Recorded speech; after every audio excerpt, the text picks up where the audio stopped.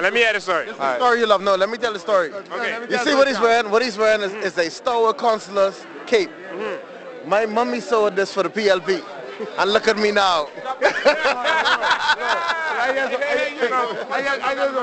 just want to tell my brother Charles, right? Yeah. All right? One PLP. I come to tell the true story. All right? Everybody can watch on TV. Everybody listen on the radio. But it got to be one real PLP. And I a young liberal. All right? And I a PLP. And I get... You as a liberal, but you ain't young. I got the balls to show up. What you got? The balls to show up at the FNM convention. Basketball, softball. Yankees or Philly, whatever it is. But I was a fancy dancer. I was a jungle man. And I get the balls to show up to see what's happening. You can't look from outside and try to judge from outside. You gotta come inside. Host up two sides. This man, he had the common sense to leave the PLP and come to the FNM. You have that common sense? That's the story. That is the story. That's the story that I try to tell. My brother, Are you gonna come across? my brother, I can say it to you this way, okay? If it walk like a duck, it quack like a duck, and it look like a duck, it can't be no cow. So he's a PLP. Hard to get a catch, he's a PLP. Listen, I started by saying that he's wearing a Star Consular's cape. Now he ain't no Star Consular, right? But what you doing in that cape? But he wearing a Star Consular cape that my mommy sewed.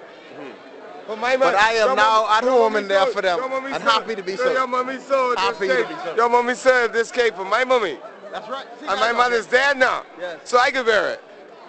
Oh, so you inherit your stalwart consularship. My mother sewed this cape for my mother. Now my mother's passed. There's a metaphor in that. My mommy sewed the cape for his mommy who was dead.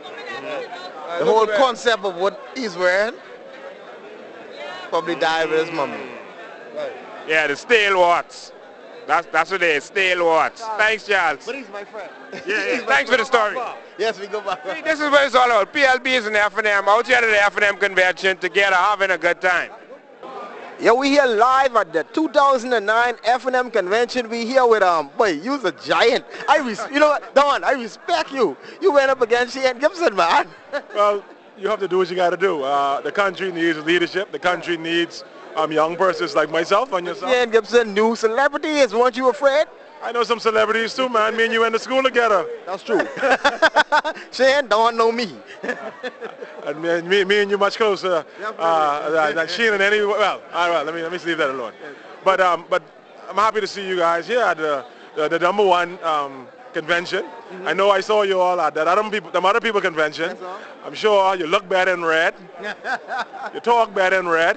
And I see you interviewing a lot of the young people. Yep. And I think if you look at the numbers here, and you look at if you contrast what they had and what we have here, you would see that you have a lot more young people. You have a lot more middle-aged people. But we do appreciate the older folks. I mean, nothing about that. Let me break something down for you, Don, right now on international TV, live, right? Utah has come from a family of FNMs. I will say that. Every time I voted FNM. But that ain't what I'm trying to say now. What I'm saying now is I'm telling them vote FNM. What I'm saying now is I'm looking at what everybody has to offer. You may now consider me a swing voter. It's a possibility. If the FNM is not appealing to me in 2012, I may not vote FNM, even though I've come from a family of a history of FNM. But now as we speak, Don, I don't have a problem. I mean, let me tell you something. You know, the fact that we can now stand here and have young persons like yourself say, I'm a swing voter, that's to show you how far the FNM has been able to cause this country to politically mature. I'm told in the old days, and me and you going with Exuma. Yes, sir. So you know. Yes, sir. One time ago, either you was them people or you was going to get knocked down. That's right, that's right. We were able to say that every Bahamian, this country is not only for them people. This country is for all Bahamians. Well done. Since you saying them people would get knocked down, right? I'm going to say this also, you know. I have a lot of friends in the PLP, but my granddaddy, he don't want me to say this. I recording my granddaddy said play it after he dead. My granddaddy was victimized twice for being red, for being FNM. As a matter of fact, tonight they're honoring my aunt. You know, I mean, this ain't about me and the FNM and the PLP, but I got to just share it. Like I said to you earlier, I'm observing, and whichever party is the better party. But my family has been has fallen victimization to the PLP. Listen. When we won in 1992, we told the Bahamian public that the age of victimization is gone, and we have proven that. We told the Bahamian people that we're going to open up the democratic process. We brought in local governments, so that you could do whatever you want to do. You know, if you want to go on the national scene, then you go on the national scene. If you want to be able to help your island, Exuma, Long Island, Cat Island, you're able to do that. We were able to say to them, we want to open the airwaves. We don't want only controversy TV to be able to talk their talk. We don't want only ZNS, most especially, to be able to talk their talk. We want you to be able to have your own radio stations, your own TV stations, and you'll be able to express yourself as best as you want, as good as say whatever you want to say against us or against the other fellas. But Don, I got to ask you a question. What's your profession? I'm an attorney. You ought to be a lawyer, because I pull you here to find out what you're doing here tonight, and we didn't talk about everything else except what Don Sanders is doing here tonight. Don, what you doing here tonight? Don Sanders is here to celebrate FNM success. I'm here to celebrate what we've been able to accomplish over the last 2.5 years. I'm here to celebrate with the young people, with Jamal and other members of the torchbearers. I'm here to celebrate my success also, as I'm elected as a Deputy Secretary General. You would know that I originally campaigned for Secretary General. Before I let you jump at that, I'm going to say that first. But this is politics, and things happen. And as you would have been reported, some dynamic things happened today. That the mix had to be, we wanted persons on the team, that we had to do some things. And I have no problem with that. I want to be a part of this team, and I want to continue to be able to help develop the party apparatus and also help prepare us for the future, the possible nomination in some constituency. Will you be trying to get the nomination in Golden Gates again? I'm going to be working towards being on the team, whether that's in Golden Gates or whether that's in any other constituency. Time will tell. There's a process. There's a process that I would have to go through. There's a process that everybody else have to go through. But you can ask me that question in the very near future, and I'll be able to give you a more concrete answer on that. Well done. This time, if you put me on your campaign team, you may win. I remember that. And you said it right here on Controversy TV. Right. This is recorded. I know this goes internationally. Utah Taylor said that wherever I run, he's going to be my campaign manager or be a very important part of my team. Recorded. Well done. You're my good friend. We grew up together. You support me, bro. I definitely support whatever you're doing 100%. And hey, continue doing a good job on Controversy TV.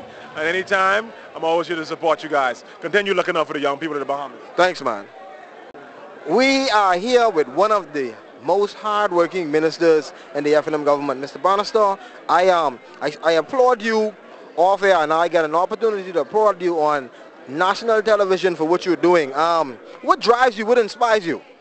Well, I have a portfolio which involves working with young people, and that keeps me young, that keeps me working. And I also get inspired when I see the kind of work that you young men are doing. Yes, sir. Guys like you and Lincoln are doing an amazing job of making young people aware in a way that's never been done in this country before, where there is really no censorship of what you're doing, and you're being able to put the real word out to young people in a way that they understand. I think that's really important to be able to do in our country, and I feel good about it. I also see that we have internet radio now. We have all forms of expression opening up for young people, and it's good to see you guys are pioneering what you're doing. You're doing work that people are going to look back in a few years and say, you know, those guys did that. That's how it got started. So I'm really interested and really pleased to see what you all are doing, and keep informing people about what's happening. That's important. If you were to look at the Bahamas, let's say, what do you have a vision where you would want to see the Bahamas in, say, another 20 years? I come from a family island, just like you. I'd like to see us have the opportunity to raise the level of what we offer to our young people in family islands. I look at test results this year, and I see kids from Crooked Island and Acklands doing so amazingly well on tests. And then when I go to schools and see the facilities they have, we could do a lot more to help improve those facilities. So my vision for the Bahamas is a Bahamas where we can give more opportunity to young people in those family islands. And that's one of the things I've been trying to do. I've been going from island to island, trying to improve athletic facilities, trying to improve opportunity for young people, because once they can get that, those young people can develop the kind of skills which will allow them to get the kind of education where they could compete with anybody. I think that's important for all of us, because we have talent that we don't even know about in the islands.